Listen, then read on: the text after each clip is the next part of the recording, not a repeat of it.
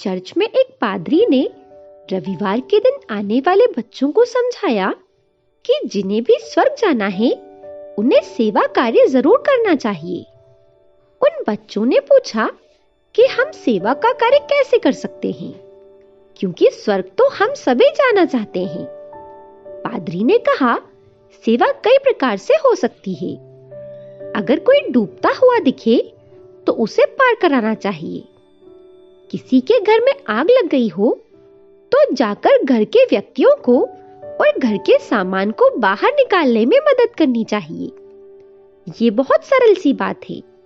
कोई भी मुश्किल में हो और सहायता चाहता हो तो उसे सहायता पहुंचानी चाहिए। अगले रविवार को जब वे बच्चे फिर आए तो पादरी ने उनसे पूछा कि क्या तुमने कोई सेवा का कार्य किया है? 3 बच्चों ने हाथ उठाए। पादरी ने एक बच्चे से पूछा कि तुमने क्या किया? उसने कहा, मैंने एक बूढ़ी औरत को सड़क पार करवाई। पादरी ने उसे धन्यवाद दिया और कहा कि मैं खुश हूं, तुमने बहुत अच्छा काम किया। फिर पादरी ने दूसरे बच्चे से पूछा कि तुमने क्या किया? उसने कहा, मैंने भी एक बूढ़ी औरत को सड़क पार करवाई। पादरी थोड़ा हैरान हुआ, लेकिन फिर भी उसने उस बच्चे को भी धन्यवाद दिया और तीसरे बच्चे से पूछा कि तुमने क्या किया? उसने कहा, मैंने भी एक बूढ़ी औरत को सड़क पार करवाई। अब पादरी बहुत हैरान हुआ। उसने पूछा, क्या तुम लोगों को 3 बूढ़ी औरतें सड़क पार करने वाली मिल गईं? उन तीनों ने कहा, 3 कहां? हमने तो एक ही बूढ़ी औरत मिली थी। अब पादरी बहुत हैरान हुआ और पूछा कि एक बूढ़ी औरत को सड़क पार करवाने में तुम 3 लोगों की जरूरत पड़ी। उन तीनों ने कहा कि वो बूढ़ी औरत सड़क पार करना ही नहीं चाहती थी, उसे बड़ी मुश्किल से पार करना पड़ा। वो तो बिल्कुल भागती थी। उसे पकड़कर हमने जबरदस्ती सड़क पार करवाई, क्योंकि स्वर्ग जाना तो जरूरी है और स्वर्ग जाने के लिए सेवा करनी ही पड़ेगी। उस पादरी ने कहा कि अब कृपा करके ऐसी सेवा मत करना। तुमने अच्छा किया कि औरत को ही पार करवाया। कहीं किसी के मकान को आग लगाकर उसके घर वालों को नहीं बचाया, या फिर किसी को नदी में डुबाकर उसके प्राण नहीं बचाए। यही बहुत है। अब तुम और सेवा मत करना। सेवकों ने दुनिया में ऐसे बहुत से काम किए हैं, लेकिन उन्हें सेवा करना जरूरी है, क्योंकि स्वर्ग जाना जरूरी है। ये सारी सेवा, ये सारे दान, ये सारी दया, ये सारी अहिंसा की बकवास हमारे भीतर जो असली आदमी है उसको छिपा लेती है। और वो जो असली आदमी है वही है जो कुछ होना भी है वो उसी के द्वारा होना है। जो भी जीवन में क्रांति या ना क्रांति, जीवन में कोई परिवर्तन या न परिवर्तन होना है, उस असली आदमी से ही होना है। उस फैक्चुअल आदमी से जो मैं हूं, जो आप हैं। ये आदर्शों से कुछ भी होना नहीं है, लेकिन आदर्शों में हम अपने को छिपा लेते हैं। एक गांव में एक बहुत क्रोधी आदमी रहता था। वो इतना क्रोधी था कि उसने अपनी पत्नी को कुएं में फेंक दिया। उसकी पत्नी मर गई। बाद में उसे बहुत पश्चाताप हुआ। सभी क्रोधी लोग पीछे से पश्चाताप जरूर कर लेते हैं। इससे उनका जो अपराध बोध है वो समाप्त हो जाता है। वे फिर से क्रोध करने के लिए तत्पर और तैयार हो जाते हैं। उस समय गांव में एक मुनि आए हुए थे। लोगों ने कहा कि तुम वहां चलो, शायद उनसे तुम्हें कोई रास्ता मिल जाए।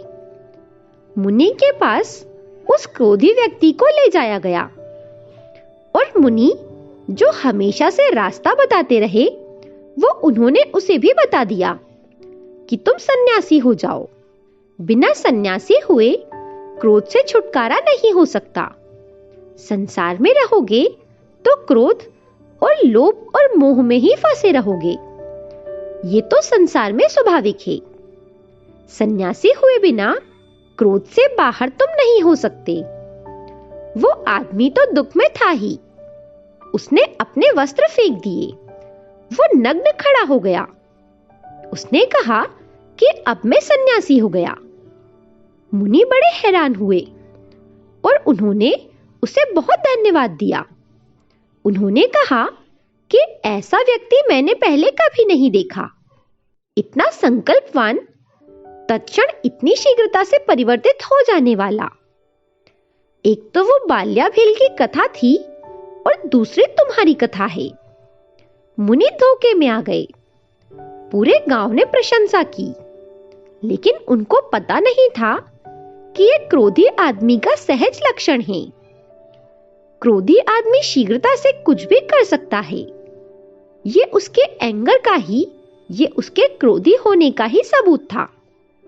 संकल्प वगैरह कुछ नहीं था और ना ही उसके दृढ़ शक्ति वाले और विल पावर होने का सबूत था। वो सिर्फ उसके क्रोधी होने का सबूत था। जिस शीघ्रता से उसने अपनी पत्नी को कुएं में धक्का दिया था, उतनी ही शीघ्रता से खुद को सन्यास में धक्का दे दिया। ये दोनों एक ही चित्त के लक्षण हैं। लेकिन गांव वाले धोखे में आ गए। उनके साथ ही वो मुनि भी धोखे में आ गए। उन्होंने कई लोगों को सन्यास की दीक्षा दी थी, लेकिन जब जब वे लोगों से मिलते थे, शुरुआत में लोग कहते थे कि हाँ, मैं कभी ना कभी सन्यास जरूर लूंगा। लेकिन इस आदमी ने तत्क्षण कपड़े फेंक दिए। गुरु के मन में भी इस शिष्य का आदर बढ़ गया और फिर उस शिष्य ने जो तपस्या की, उसका तो पूरे देश में कोई मुकाबला ना रहा। उसने बहुत कठोर उपवास किए, बहुत कष्टपूर्ण। वो एक पैर पर घंटों खड़ा रहता। जितने उपद्रव हो सकते थे, उसने सब अपने साथ किए। उसके तप की सब जगह प्रशंसा और हवा फैल गई। दूर दूर से लोग उसके दर्शन को आने लगे। वो महातपस्वी, उसके तप का कोई प्रतियोगी ना रहा। लोग भी भूल में पड़ गए। उन्हें पता नहीं कि ये वही क्रोधी आदमी है और ये क्रोध का ही रूपांतरण है। ये क्रोध का ही रूप है कि वो आदमी आज धूप में खड़ा हुआ है, आज रेत में लेटा हुआ है, कल कांटों पर सोया हुआ है, महीनों से भूखा है, सूखकर हड्डी हो गया है। ये क्रोध का ही रूप है। ये किसी को ख्याल ही नहीं आया। लोग कहने लगे कि ये तो महातपस्वी है। ऐसा तपस्वी हमने पहले कभी नहीं देखा। और जितनी उसकी प्रशंसा मिलती, उतना अहंकार उसका मजबूत होने लगा। उतना ही वो और तपस्या करने लगा। फिर तो उसकी ख्याति बहुत फैली। और जब किसी तपस्वी की ख्याति बहुत फैल जाए, तो वो राजधानी की तरफ यात्रा करता है। उसने भी यात्रा की। वो तपस्वी राजधानी की तरफ चला। सभी तपस्वी अंततः राजधानी पहुंच जाते हैं। चाहे तप का कोई रूप हो, तपस्वी अंत में राजधानी जरूर पहुंचता है। वो राजधानी की तरफ चला, क्योंकि अब छोटे मोटे गांव काम नहीं कर सकते थे। अब इस तपस्वी के लिए, महातपस्वी के लिए राजधानी चाहिए। वहां राजधानी में उसके बचपन का एक मित्र रहता था। उसने भी अपने मित्र की प्रशंसा सुन रखी थी। वो उसके दर्शन को गया।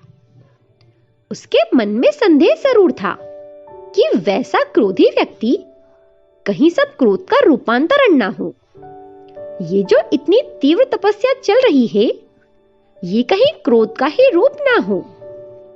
ये कहीं क्रोध खुद पर ही लौटकर ना आया हो। ये कहीं क्रोध धार्मिक ना बन गया हो। देख तो लिया उसने मित्र को, लेकिन पहचाना नहीं। कौन पद पर पहुंचे लोग मित्रों को पहचानते हैं। जो लोग भी अहंकार की सीढ़ियां चढ़ जाते हैं, वे फिर किसी को भी नहीं पहचानते। मित्र पास जाकर बैठ गया उसके चरणों में। शक तो मित्र को हुआ कि उन्होंने मुझे पहचान लिया है, क्योंकि वे तिरछी आंख से देखकर इधर उधर देखने लगे थे।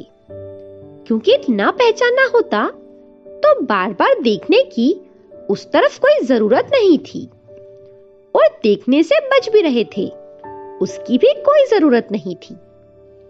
उस मित्र ने पूछा कि महाराज, क्या मैं पूछ सकता हूं आपका नाम क्या है? महाराज ने कहा, मेरा नाम?